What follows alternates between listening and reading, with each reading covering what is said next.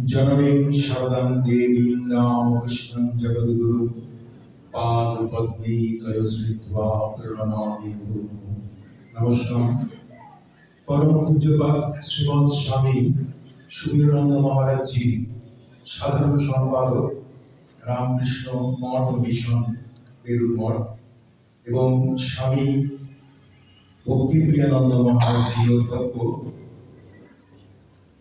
ওড়িশা রামকৃষ্ণ মঠ এবং আমাদের অনুপ মহারাজ এবং উপস্থিত সুধী এবং ভক্তবৃন্দ, আমাদের সবাইকে আজকের এই শুভ অনুষ্ঠানে স্বাগত জানাই। আমাদের শ্রী শ্রী রামকৃষ্ণ কথামৃত সঙ্গে পরম সৌভাগ্য যে আমরা এরকম একজন মহারাজকে আমাদের মধ্যে আজকে পেয়েছি।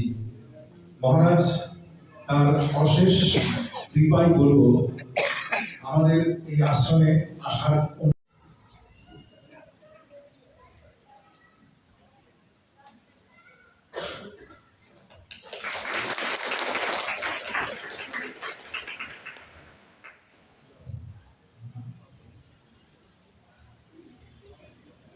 আমাদের আশ্রমের পর থেকে একটি সামান্য উপহার মহারাজকে দিচ্ছি আমরা।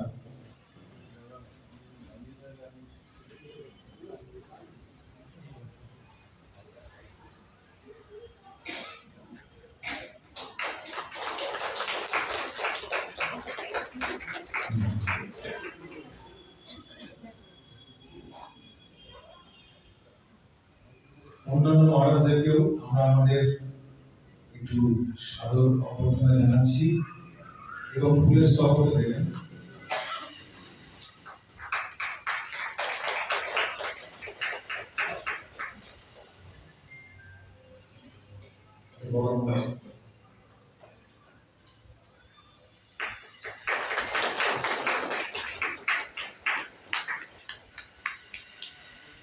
এটা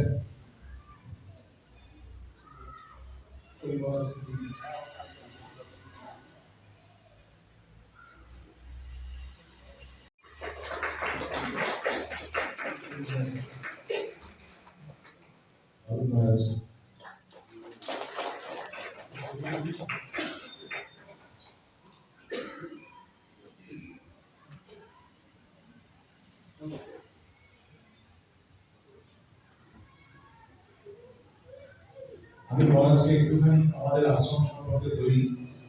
আমাদের আশ্রম 63-64 বছর ধরে এখানে ঠাকুরের আমরা সবকিছু তাকে চেষ্টা করছি পুজো করবার, তাকে শ্রদ্ধা জানাবার, ভক্তি জানাবার। এখানে আমাদের প্রাচীন সন্ন্যাসীদের মধ্যে গৌরীশানন্দ মহারাজ এসেছিলেন, আর এসছেন যোগেশ্বরানন্দ মহারাজ, আর এসছেন পরম পূজ্যপাদ স্বামী গহনানন্দজি মহারাজ। ওনারা আমাদের এই মন্দিরে এসেছেন। আজকে আপনাকে পেয়েছি।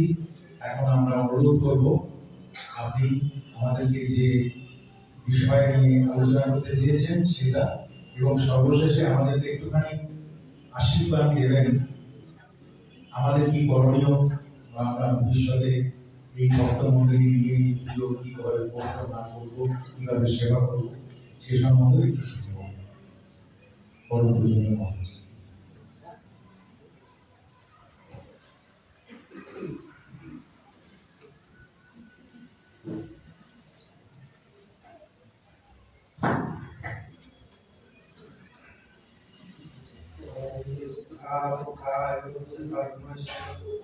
सर्वधर्मस्वरूपिणे अवतारोधिष्ठाय रामकृष्णाय नमः। এখানে উপস্থিত সন্ন্যাসী মণ্ডলী, এই আশ্রমের পরিচালন সমিতির সদস্যবৃন্দ, পরিচালন সমিতির সভাপতি এবং সম্পাদক এবং অন্যান্য সদস্যবৃন্দ এবং সর্বোপরি এখানে উপস্থিত রয়েছেন রামকৃষ্ণ সারদা বিবেকানন্দ ভক্তমণ্ডলী, এই অঞ্চলে যারা রয়েছেন তাদের অনেকেই হয়তো আজ সন্ধ্যায় এখানে উপস্থিত হয়েছে। আমাদের এই আশ্রমের সম্পাদক শ্যামল সিনহা রায় বললেন যে আমার বক্তব্য বিষয় হচ্ছে শ্রীম রামকৃষ্ণ স্বামী। শ্রীম ওকে আপনারা চেনেন, শ্রীম আপনাদের সবাই চেনেন। শ্রীম রামকৃষ্ণ সমিতি নতুন কোনো কথা নেই। রামকৃষ্ণ সমিতি অনেকে এসেছেন, তাদের মধ্যে বিশেষভাবে উল্লেখযোগ্য নরেন রাখাল মানব ইত্যাদি এসেছেন, বলরাম বাবু, ভবনাথ, সুরেন্দ্রী, আরো অনেক। তাহলে এই যে বিষয়টি সেটি কেন নির্বাচন করা হয়েছে? রামকৃষ্ণ সমিতির শ্রীম নির্বাচন এই জন্যই করা হয়েছে যে নরেন্দ্রনাথ রাখাল এরা যেভাবে যে কারণে শ্রীরামকৃষ্ণের কাছে উপনীত হয়েছিলেন, শ্রীরামকৃষ্ণের প্রান্তে, ঠিক সেভাবে শ্রীমৎ তথা মাস্টার মশাই শ্রীরামকৃষ্ণের কাছে যান। শ্রীরামকৃষ্ণের কাছে মাস্টার মশাই গিয়েছিলেন, কিন্তু it was not an incident, it was an accident. এটি পরিকল্পিত কোনো ঘটনা ছিল না, এটি ছিল একটি আকস্মিক ঘটনা। মাস্টারমশাই গম্ভীর ব্যক্তি ছিলেন, বিদ্বান লোক ছিলেন। মাস্টারমশাই খুব কম কথাবার্তা বলতেন। বিদ্যাসাগরের স্কুলের প্রধান শিক্ষক, কলকাতা ইন্টেলিজেন্সিয়া, তাতে মাস্টারমশাইয়ের একটি বিশেষ স্থান আছে বলা যেতে পারে। তদানীন্তন বাঙালি বুদ্ধিজীবী মহলে মাস্টারমশাইয়ের একটি বিশেষ স্থান ছিল। প্রখ্যাত ব্যক্তি, স্বনামধন্য ব্যক্তি, শ্রদ্ধেয় পূজনীয় ব্যক্তি। মাস্টারমশাইয়ের ভেতরে আবার মিডল ক্লাস ইন্টেলেকচুয়াল ইগো আছে। মাস্টারমশাই বিদ্যাসাগরের স্কুলের প্রধান শিক্ষক, তিনি রিপন কলেজে 5টি বিষয়ের প্রধান অধ্যাপক, তিনি কেশবচন্দ্র সেনের ভগ্নিপতি, মাস্টারমশাইয়ের স্ত্রী নিকুঞ্জ দেবী কেশব বাবুর বোন হতেন। কেশবচন্দ্র সেনের ভগ্নিপতি হওয়া সেটিও তদানীন্তন বাঙালি সমাজে, কলকাতার সমাজে যথেষ্ট একটি বড় ক্রেডেনশিয়াল পরিচয়। মাস্টারমশাই স্কুল যেতেন, বিদ্যাসাগরের স্কুলের প্রধান শিক্ষক ছিলেন। বিকেলবেলা আসতেন অপরাহ্নকালীন জলখাবার খেতে। তো শ্রী নিকুঞ্জ দেবী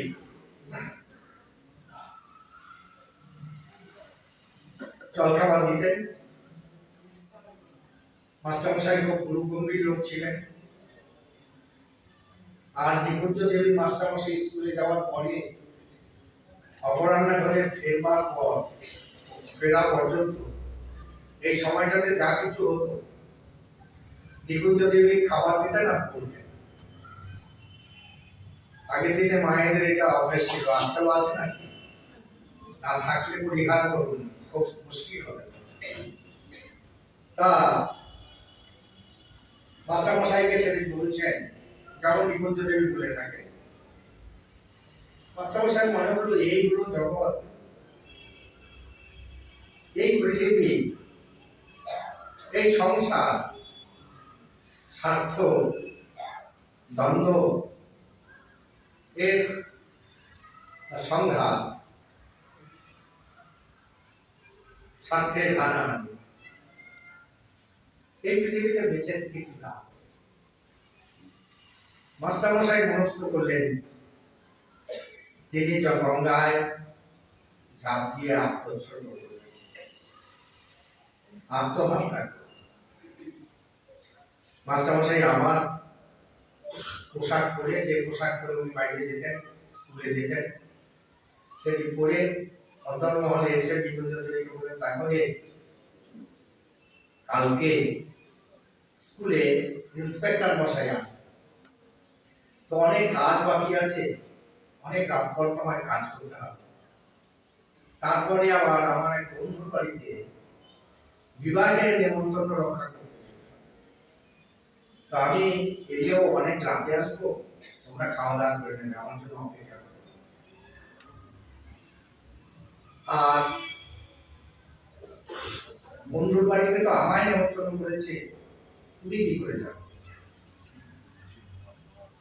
কিন্তু মাস্টারমশাই এই বললেন না, মেয়েদের একটা সিক্স সেন্স হয়, যেটা বেটা ছেলেদের থাকে, ষষ্ঠ ইন্দ্রিয়। ওরা মানুষ দেখলে, কথাবার্তা শুনে বুঝতে পারে।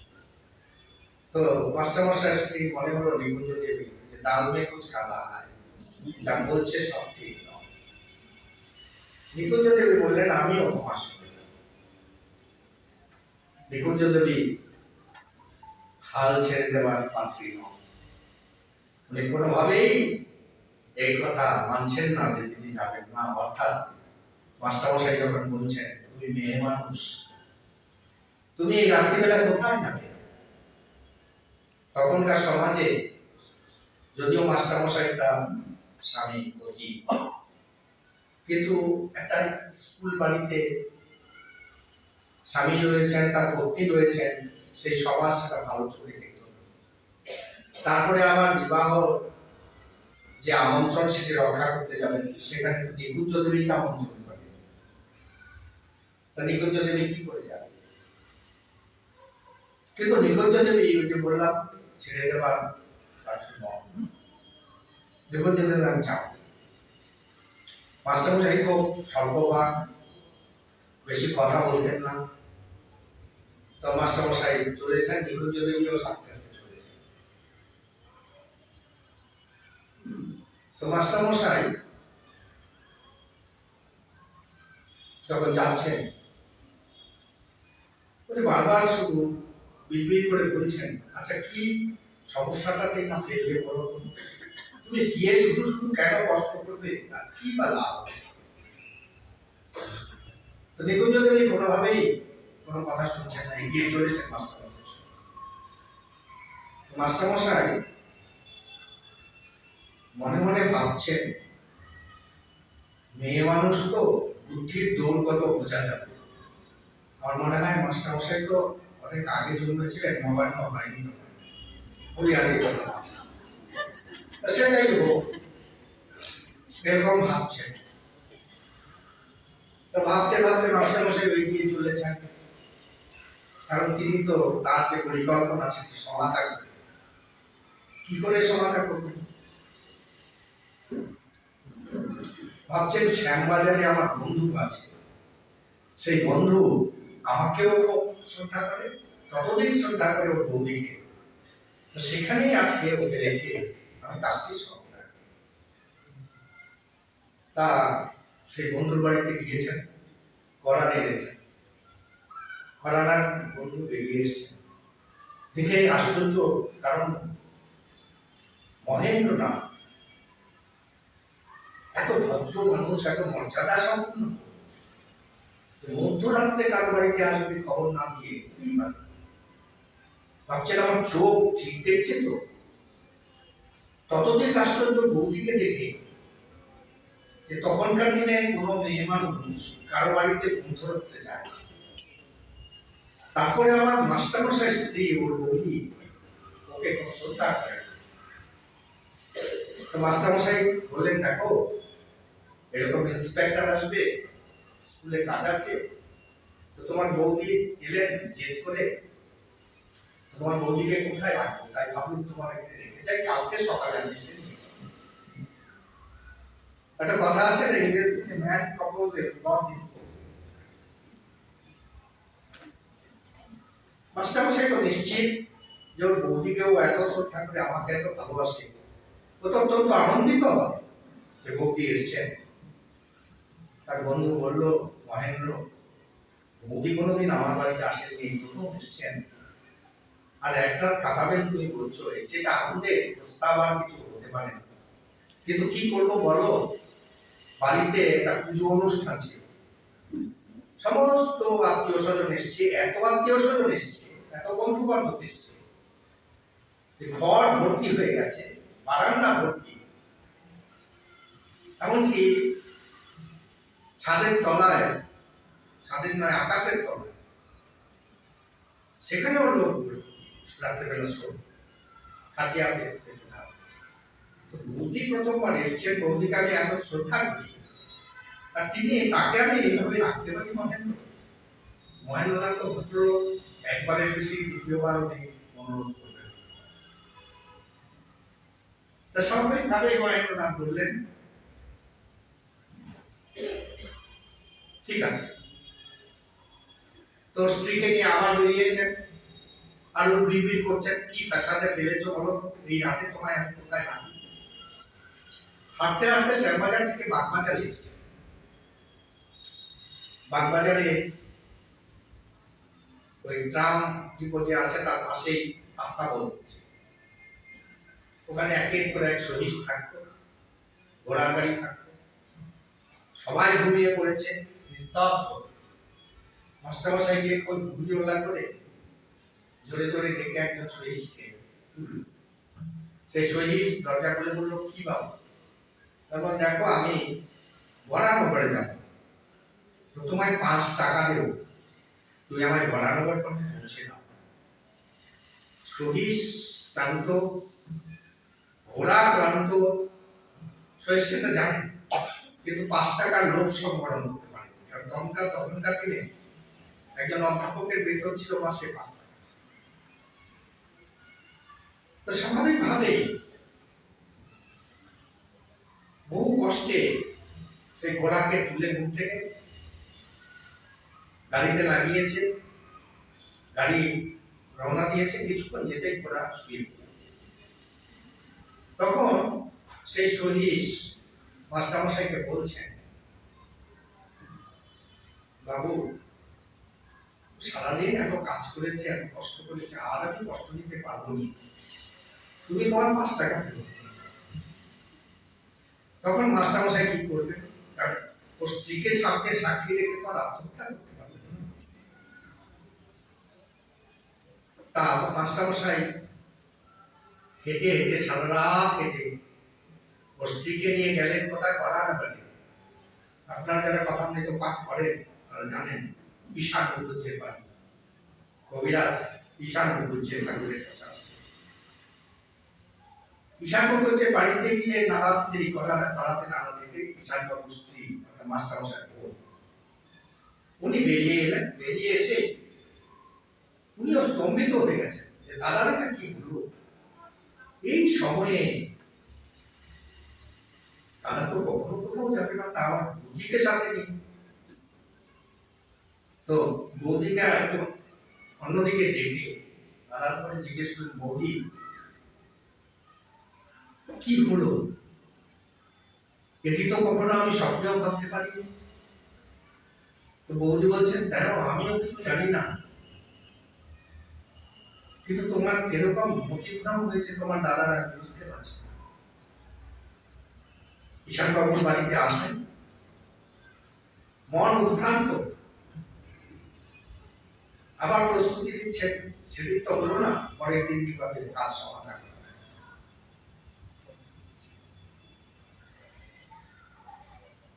সারাদিন মাস্টারমশাই খুব বিষণ্ণ। কিষেন বাবুর ছেলে অর্থাৎ মাস্টারমশাই থাকবে, সে বললো, মামা তোমার মনটা খুব খারাপ মনে হচ্ছে দেখে, তো তুমি একটা কাজ করবে, কাছেই রাসমণির বাগান বাড়ি আছে, সুন্দর গঙ্গা প্রবাহিত, অত্যন্ত মনোমুগ্ধকর স্থান। সেখানে গেলে তোমার মনটা ভালো। তো মাস্টারমশাই ভাবলেন খারাপ প্রস্তাব নয়, কারণ সারাদিন তো চুপচাপ বসে থাকতে হবে, আবার সেই সূর্যাস্ত হবে, পৃথিবী অন্ধকারে ঢেকে যাবে, তবেই না আমার কাজ আমি সমাধান করব।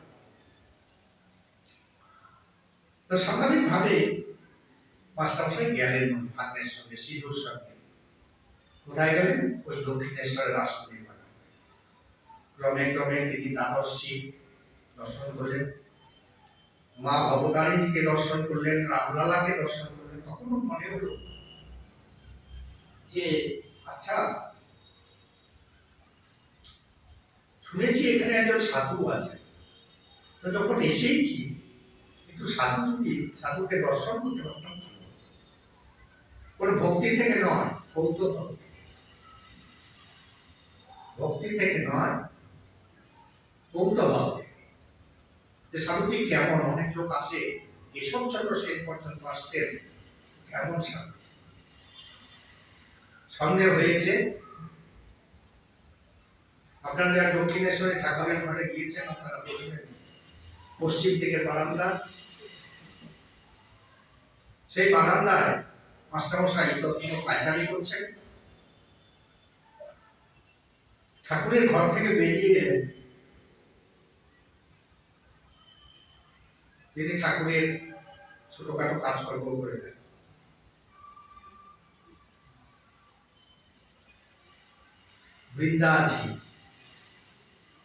বৃন্দাজি ভাগবতেও আছে,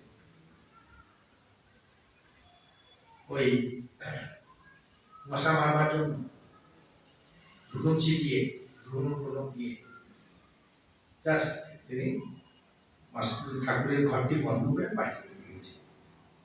মাস্টারমশাই বললেন আচ্ছা, এখানে একজন সাধু আছেন, তিনি কোথায় থাকেন? বলে এই ঘরে থাকে বাবা। বলে ওকে আমি একটু দর্শন করি। বলে যাও না।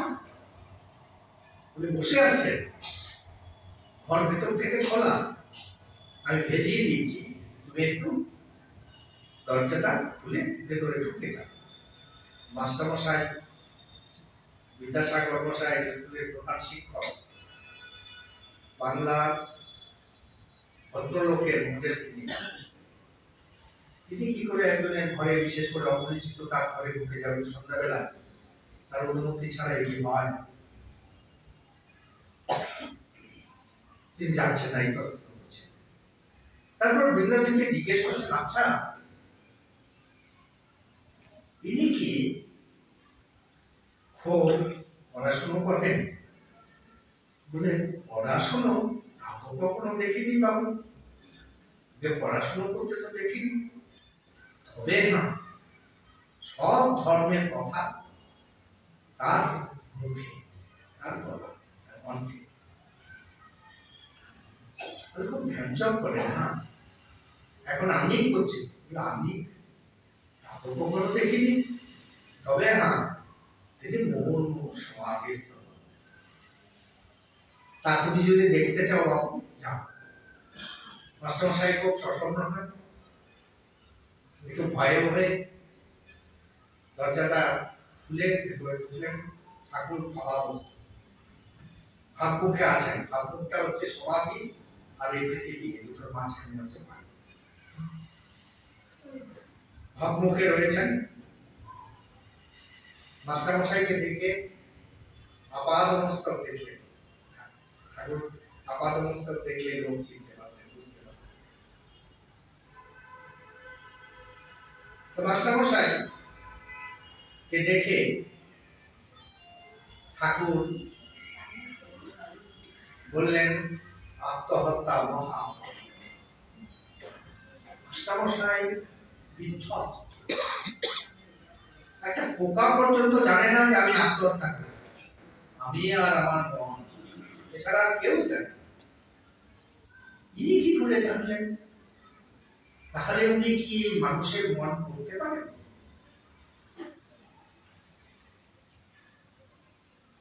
ঠাকুর একটি অদ্ভুত কথা মাস্টারমশাইকে বললেন, একটি মহাবাক্য মাস্টারমশাইকে দিলেন। বলা যেতে পারে মাস্টারমশাইকে দীক্ষা দিলেন। সেই মহাবাক্যটি কি? মহাবাক্যটি হচ্ছে, আবার এসো। যখন কুসংস্কার জরাজীর্ণ ধর্মের রূপ দেখে মানুষ বিতর্ক হয়ে যায়, তখন মানুষ চেষ্টা করে এক আধ্যাত্মিক নবোদয়ের পথে, এক অভূতপূর্ব আনন্দ সঙ্গীতের গানে গানে চলে। প্রত্যেক মানুষ তার আধ্যাত্মিক জীবনে এভাবেই আধ্যাত্মিক জীবন শুরু করে। কিন্তু ক্রমে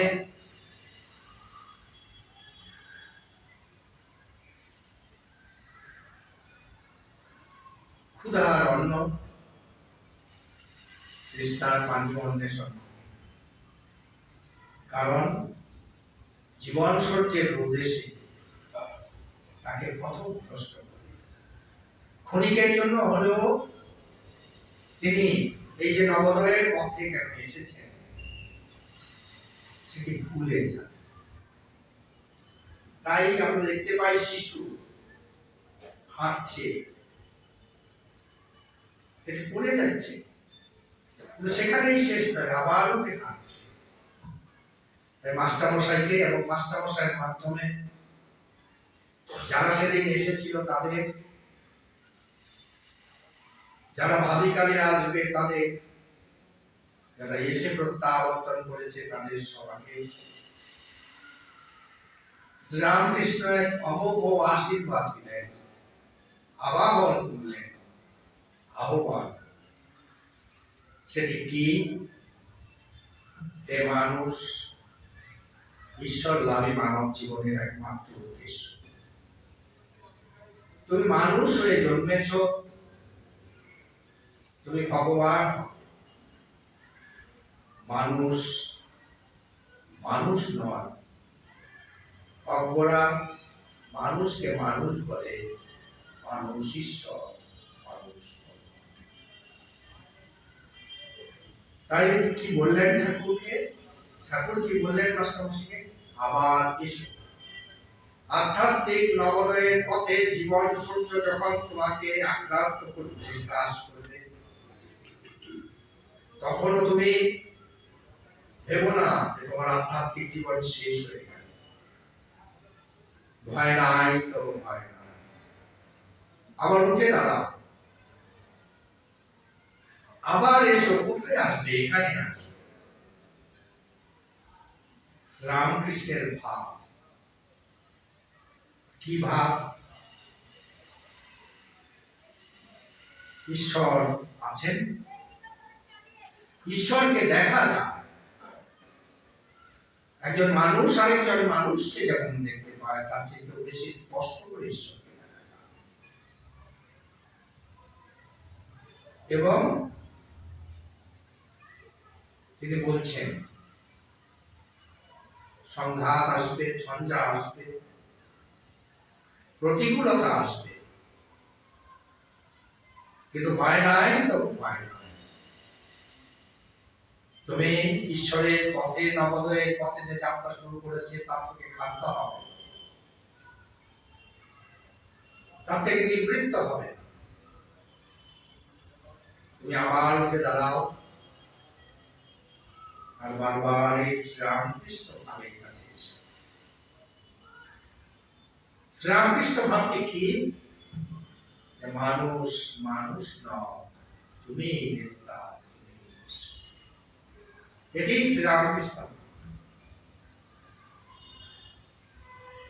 এই যে একটা অদ্ভুত আহ্বান শ্রীরামকৃষ্ণ দিয়ে গেলেন আমার জনসাধারণ, আবার এসো।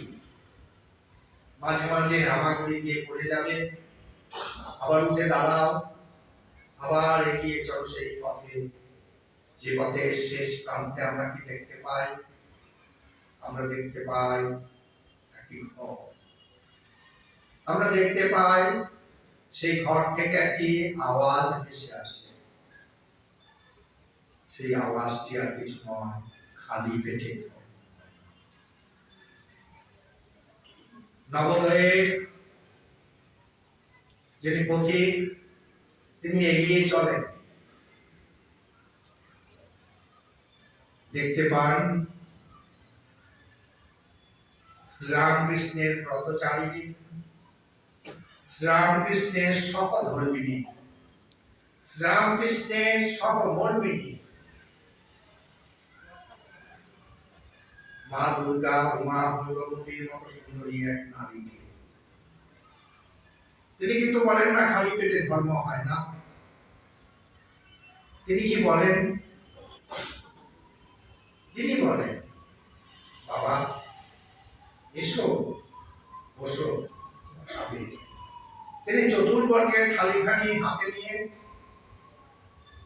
দাঁড়িয়ে আছেন আমার জন্য, আপনার জন্য, সবার জন্য। আর পাশে বসে হাওয়া করেন, ধীরে ধীরে বলেন, বাবা ঠাকুরই সব, ঠাকুরই পুরুষ, ঠাকুরই দোষ। সবার কপালে তিনি শান্তির তিলক লিখে দেন। কারো দোষ দেখো না বাবা, যদি পারো নিজের দোষ দেখো, তবে শান্তি পাবে। জেনে দেখো, যখন তোমার চারদিকে অন্ধকার, আলোর যে মা সৎমা নন, যে মা পাতারও মা নন, এ মা সত্যিকারের মা, তিনি গুরুপত্নী স্মরণ করো। আমি রয়েছি। আর একটু এগুলি আমরা কি দেখতে পাই? দেখতে পাই এক নতুন ভাবের মন্দির, আর সেই মন্দিরের ইষ্ট দেবতা অবশ্যই সেই ব্যক্তিটি যে ব্যক্তি 5000 বছরের ভারতবর্ষের আধ্যাত্মিক সংস্কৃতির নির্যাস। আর সেই নির্যাসটির নামই হচ্ছে বিবেকানন্দ। তাই মাস্টারমশাইকে এই অমূল্য একটি মন্ত্র ঠাকুর দিলেন, আবার এসো।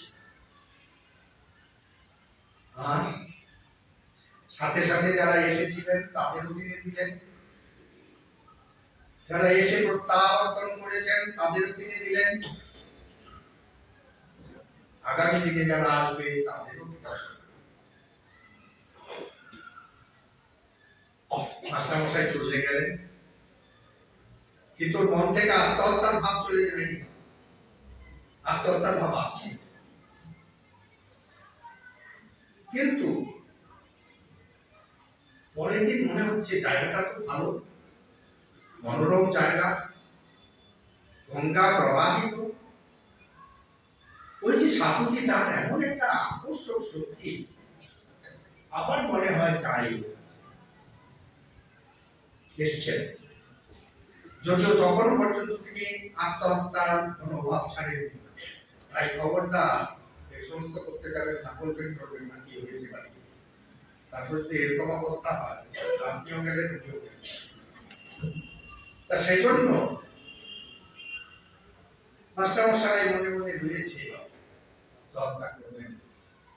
এই স্বার্থকৃষ্ট সমাজ, স্বার্থকৃষ্ট পৃথিবী। কিন্তু আমার এও মনে হচ্ছে যে ভালো জায়গা, এত সুন্দর ব্যাপার, আকর্ষণ যাই না কেন। গিয়েছেন নরেন, রাখাল, এরা সব রয়েছে। ঠাকুর গোষ্ঠী নষ্টি করছেন। লাটু মহারাজ বলতেন যে রাখাল নরেন ভাই আর কি গোষ্ঠী নষ্টি। ঠাকুর এমন গোষ্ঠী নষ্টি করতেন, হাসতে হাসতে পেটে খিল করে গোষ্ঠী নষ্টি করছে। মাস্টারমশাই চুপচাপ অধোবদনে ঢুকে ঘরে এক কোনায় গিয়ে বসলেন। ওকে নিয়েও মজা করছেন ঠাকুর। তিনি নরেন ইত্যাদি যারা যুবক ছিলেন, যুবা ভক্ত, তাদের বলছেন উমের একটু বেশি তো, কারণ নরেন্দ্রনাথের বয়স 18, 19, 20 এর মধ্যে সবার বয়স, আর এনার বয়স 27, মাস্টারমশাই ঘুমের মানে বয়স, ঘুমের একটু বেশি তো, তাই গুগলি রাত।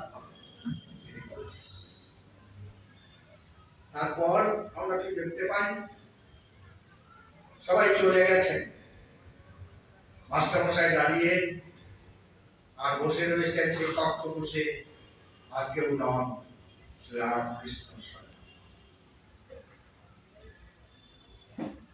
মাস্টারমশাইকে তিনি জিজ্ঞেস করছেন, আচ্ছা তোমার স্ত্রী কেমন না? তো মাস্টারমশাই বলছেন, আগে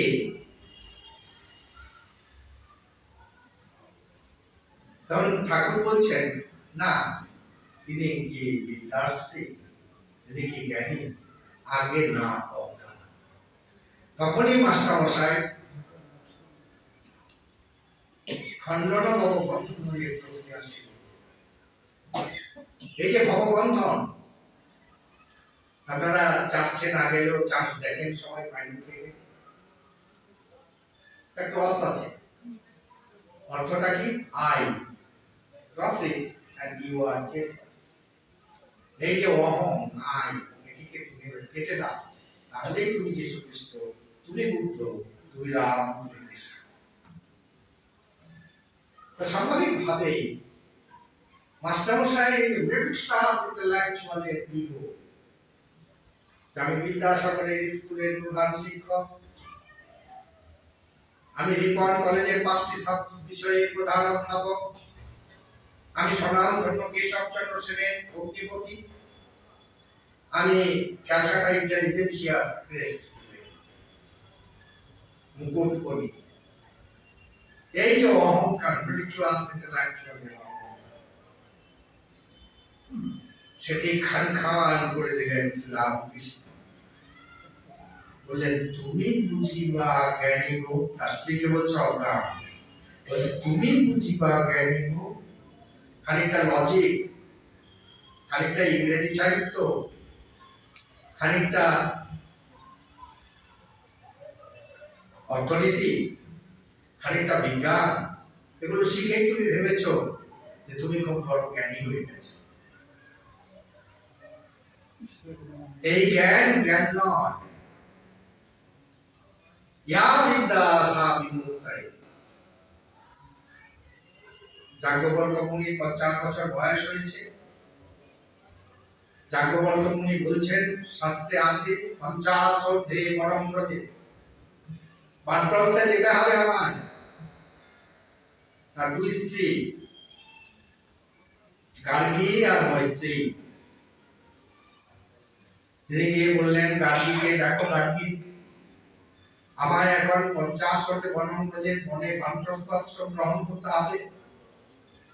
আমার যত স্থাবর অস্থাবর সম্পত্তি সেটি 2 ভাগে ভাগ করে দিয়েছি, এটি তোমার ভাগ, এবং আমার বিশ্বাস এই সম্পত্তি দ্বারা তুমি তোমার জীবিকা নির্বাহ করতে জীবনে এসেছি।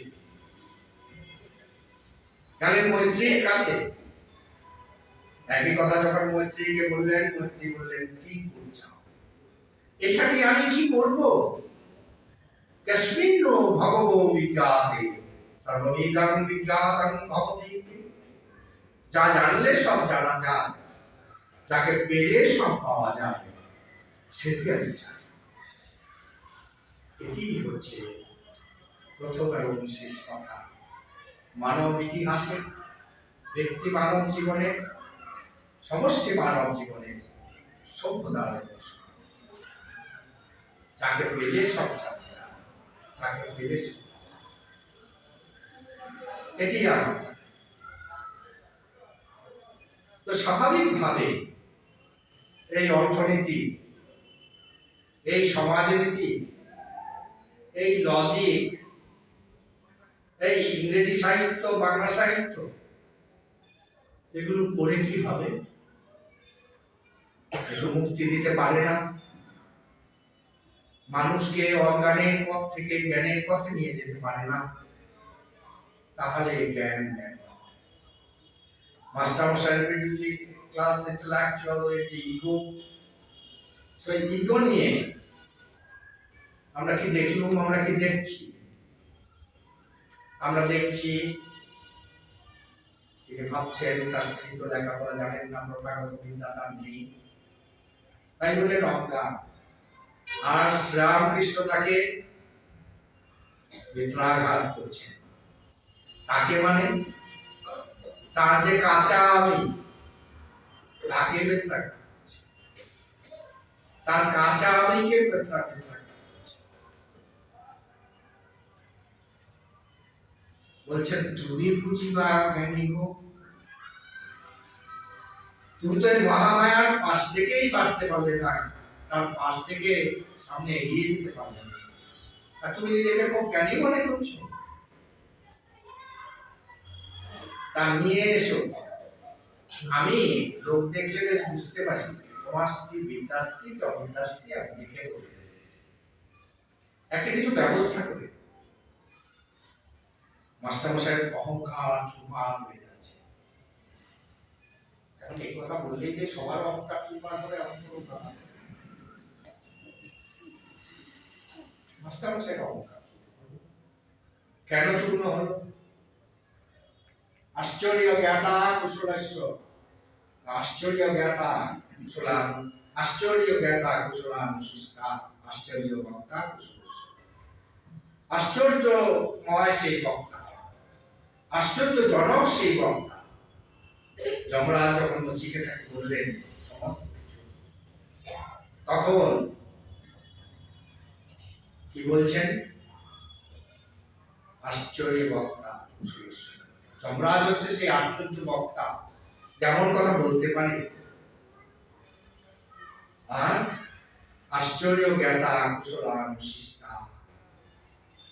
আর নচিকেতা হচ্ছে এমন একজন মেধাবী ছাত্র, যিনি কথা শুনে তার যে নির্যাত, তার যে অর্থ, সেটি আত্মসাৎ করতে পারে, তার জীবনে প্রতিফলিত।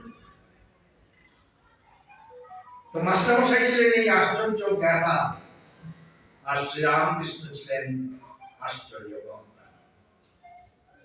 Wonderful is the teacher who can tell this, and wonderful is the student who hears and immediately realizes the truth.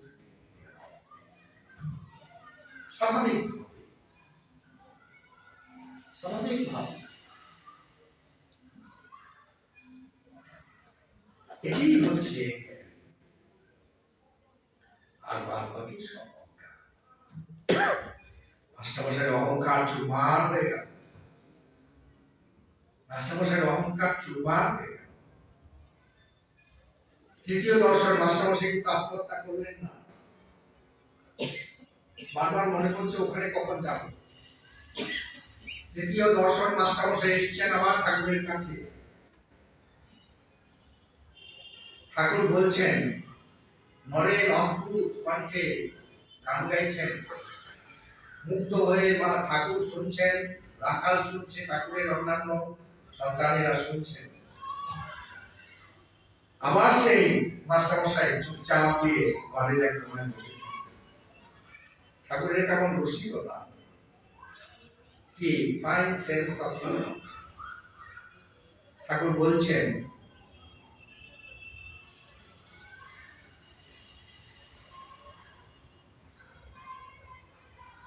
মৌতাত লেগেছে। মৌতাত মানে বোঝেন তো? অভ্যেস আছে না সেটা? তো মৌতাত লেগেছে। ওই বিকেল 3টেতে যদি আসে সেই ময়ূর, তাকে যদি আপিল দেওয়া হয়, পরের দিন ঠিক বিকেল 3টেতে আসে, একে বলে মৌতাত। এটা মৌতাত লেগেছে। মাস্টারমশাই নিজে লিখছেন তৃতীয় দর্শনে, আপনারা যারা কথা বিতর্ক পাঠ করেন তারা পাঠ করবেন। কি বলছেন? আমার অহংকার চূর্ণীকৃত হইয়া গেল। স্বীকারোক্তি, স্বীকারোক্তি, আমার অহংকার চূর্ণীকৃত হইয়া গেল।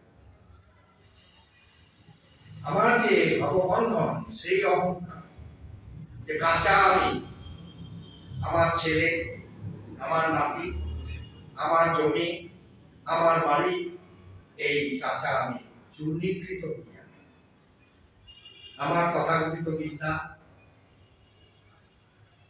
চূর্ণীকৃত করিয়া। মাস্টারমশাই নিজে বলছেন, না ego has been powder. Powder হলেও তো তার একটা আকার থাকে, সূক্ষ্ম। যেমন বিলে গুলো আছে না, বিলে বোঝেন তো আপনারা, তো সে বিলে মানুষকে বেঁধে রাখতে পারে, মানুষের বন্ধনের কারণে।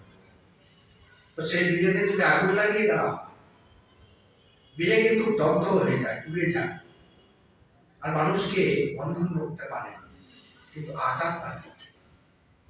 দেখেছেন নিশ্চয় আকারটা।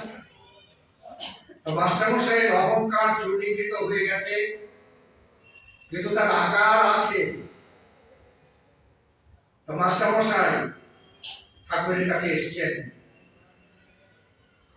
মাস্টার ঠাকুর বলছেন ঈশ্বর সাকার।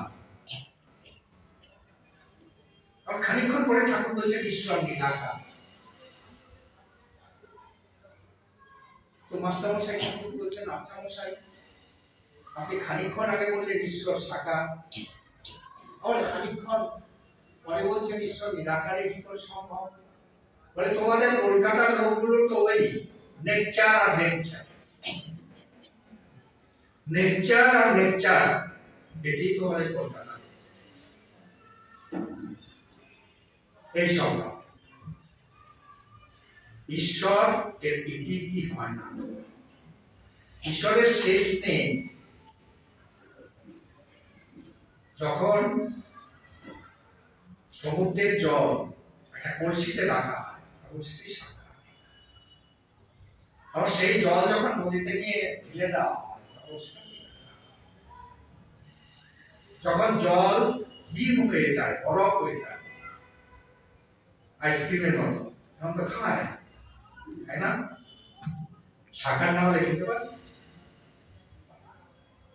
আবার সেই জলই যখন সমুদ্রে গিয়ে ফেলে দেওয়া হয়, তখন তাদের কোনো আকার।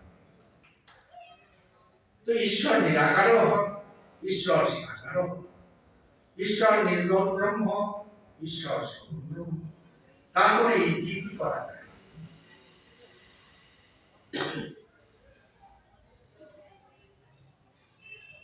মাস্টারমশাই আরো যেটুকুন সূক্ষ্ম রূপে অহংকারটা ছিল, সেটাও ধীরে ধীরে শেষ হয়ে যাচ্ছে, মিলিয়ে যাচ্ছে।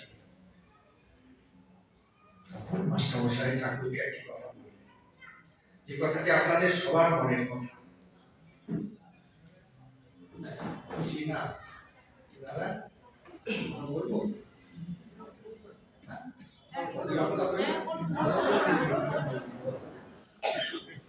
তা মাস্টারমশাই ঠাকুরকে বলছেন একটা অদ্ভুত প্রশ্ন, যে প্রশ্ন আজও আপনার কালো মানুষের ছিল, আগামী দিনেও থাকবে। সেই প্রশ্নটি কি? যে গৃহস্থের উপায় কি? গৃহস্থ কি করে এই যে জন্ম মৃত্যুর বন্ধন, মানুষ কাঁদে কেন? যখন জন্মায় কাঁদে, ভূমিষ্ঠ হয়ে পৃথিবীতে এখন কোনো শিশু নেই যে শিশু কাঁদে না। আমরা ছোটবেলায় শুনতাম ফ্রান্সের লোকেরা কষ্ট হলে হাসে আর আনন্দ হলে কাঁদে, এরকম শুনতাম। সেটাই, কিন্তু ফ্রান্সেও শিশুর জন্ম হলে কাঁদে, কারণটা কি?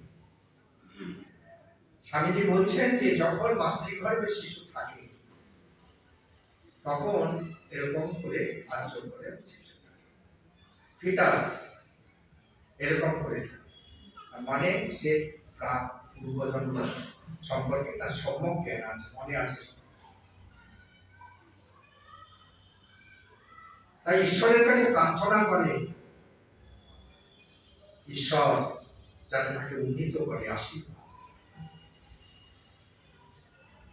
তারপর যখন ওই শিশু জন্মগ্রহণ করে, মাটি স্পর্শ করে, তাকে this is the damn ground from where he got a lot of kicks in his earlier years. এই সেই জায়গাটি যে জায়গা থেকে আগে এসে অনেক লাঠি খেয়েছে, তাই কাঁদে। যোগমায়া এসে ক্ষণিকের মধ্যে সব ভুলিয়ে দেয়। তখন শিশু ভাবতে শুরু করে God is in heaven and everything is right. সব ঠিক, সব কিছু ঠিক হয়। তা বলছেন গৃহস্থে ঠাকুর একটা অদ্ভুত সমাধান দিলেন। সে সমাধান শুধু মায়ের নাম মুক্তকে দেননি, সেই সমাধান দিয়েছিলেন আপামর মানুষকে, যারা শ্রীরাম কৃষ্ণের কাছে আসবে এসেছে এসে। সেটি কি উপদেশটা কি ছিল? উপদেশটা ছিল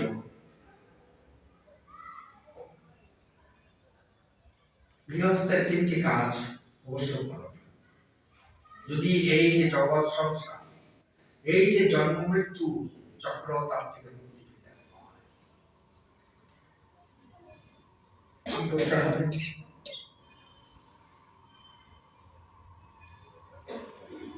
সাধু সঙ্গ। সাধু সঙ্গ কথার অর্থটা কি? এই দৈনিক বসনধারী একজন মানুষ, তিনি সাধু। তাতে এটি আমার সাধু ছিল। অনেক রাজনৈতিক নেতা দৈনিক বসন করেছেন, সবাই সাধু। সাধু কি? যাকে ডাকলে হরির নাম আপনি ফুটে, যাকে দেখলে হরির নাম আপনি ফুটে, সে হচ্ছে সাধু। সাধু সঙ্গ কথাটা অর্থটা, সাধু সঙ্গ কথাটার অর্থটা, সাধু সঙ্গ তো মহাভারত পাঠ করলে হবে, রামায়ণ পাঠ করলে হবে, উপনিষদ পাঠ করলে হবে, বেদ পুরাণ পাঠ করলে হবে, বিবেকানন্দের রচনাবলী পড়লে হবে, শ্রীরামকৃষ্ণের কথামৃত করলে হবে, কৃষ্ণের গীতা করলে হবে।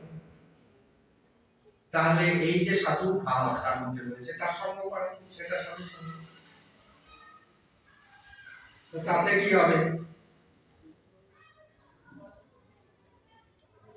ভক্তরা সব ঘরে বসে বসে সাধু সঙ্গটা শুরু করে দিল। উদ্বোধনের মহারাজ খুব খুশি হবেন, বই বেশি বিক্রি হবে।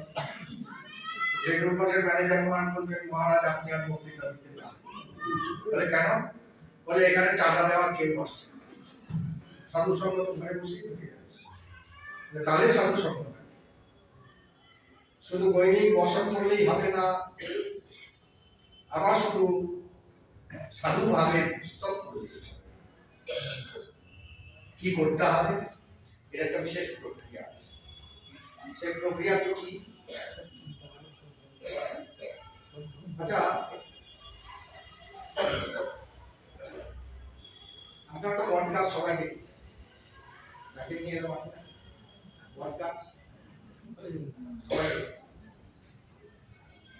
তো বট গাছে থেকেই বট গাছ হয়, এ সম্পর্কে কোনো সন্দেহ নেই। কারণ আপনি 1000টা বীজ বট গাছে জোগাড় করে আপনার যে উদ্যান আছে, গার্ডেন আছে, বাগান আছে, তার পুঁতে দিন তো বট গাছ হয় কিনা 100 বছরে?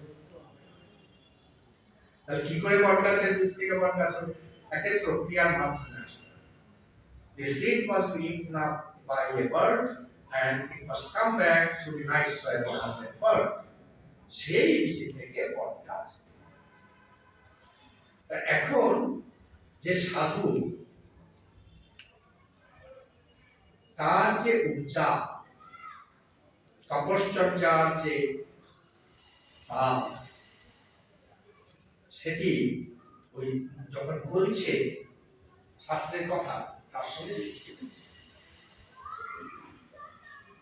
যুক্ত হচ্ছে। কারণ আপনারা আজকে সন্ধ্যাবেলা এখানে কথামৃত পাঠ শুনছেন, অনেক লোক এসেছেন। তা অনেক রাজনৈতিক বক্তা আছেন, তারা ভালো ভালো বক্তৃতা দেন, সুন্দর বক্তৃতা।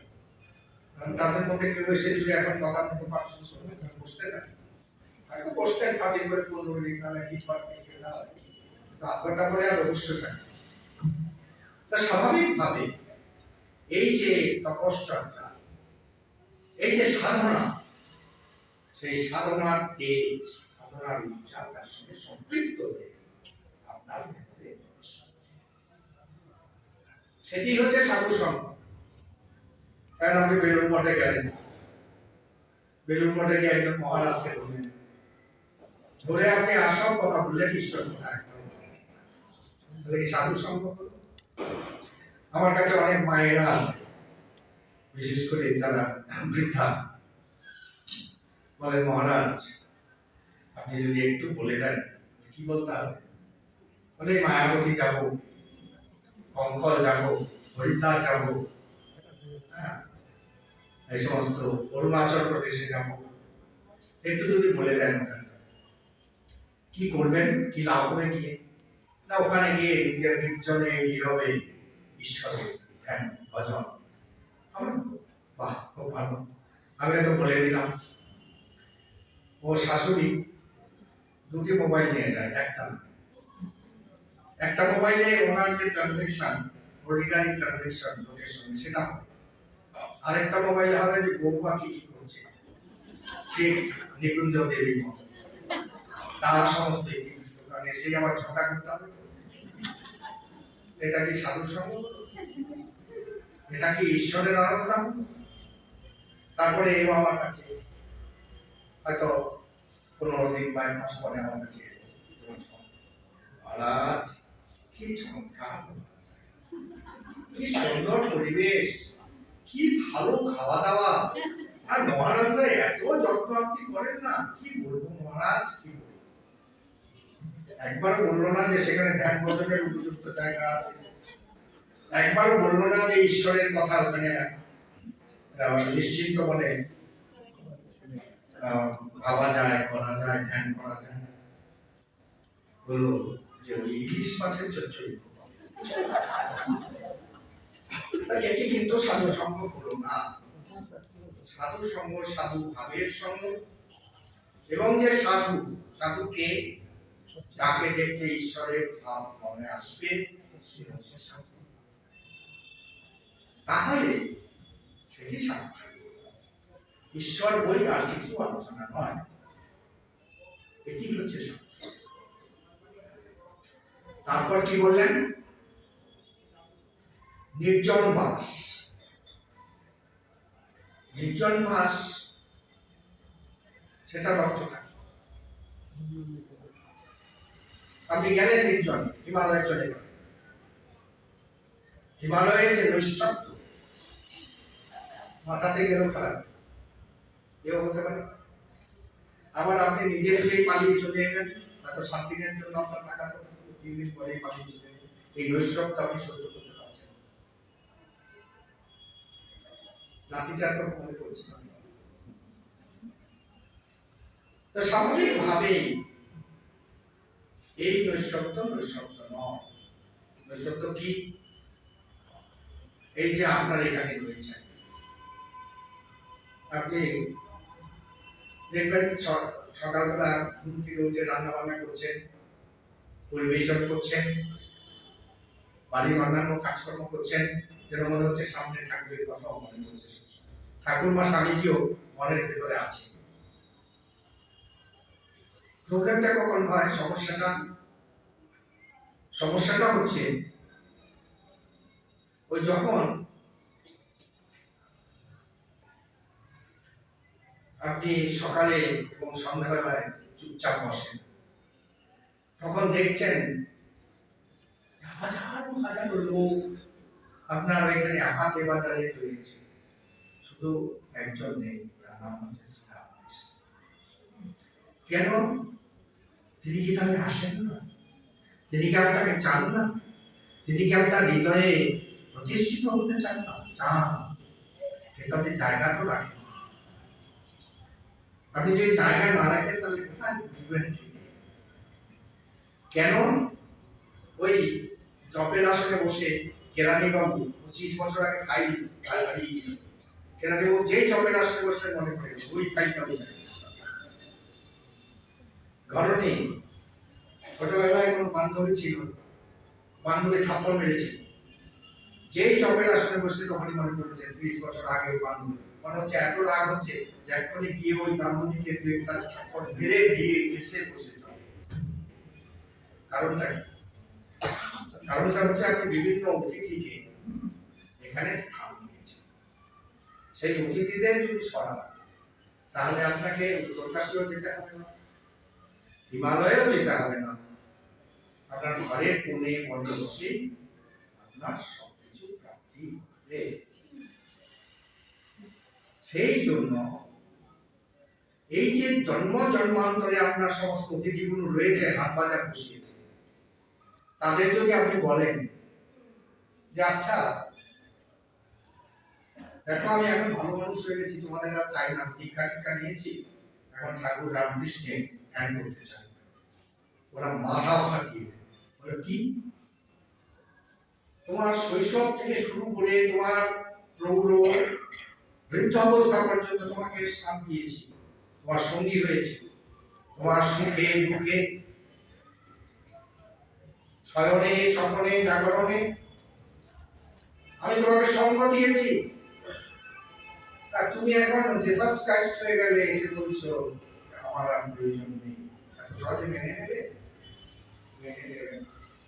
লাঠি দিয়ে মারবে, মাথা ভেঙে দেবে, মাথা ভেঙে দেবে, এসএস কেমে গেলে ঠিকও হতে পারে, মরেও যেতে পারে। ঠিক কি না? স্বাভাবিকভাবেই ওরা তো এত সহজে শুনবে না। কেন শুনবে? কি করতে হবে?